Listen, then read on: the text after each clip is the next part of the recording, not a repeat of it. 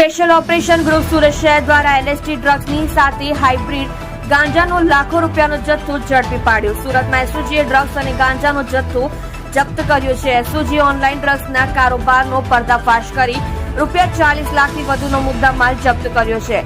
પોલીસે આ મામલે ગુનો નોંધી વધુ કાર્યવાહી શરૂ કરી છે. દિન પ્રતિદિન ગુજરાતમાં ડ્રગ્સનો કારોબાર થઈ રહ્યો હોવાનું જાણવા મળે છે.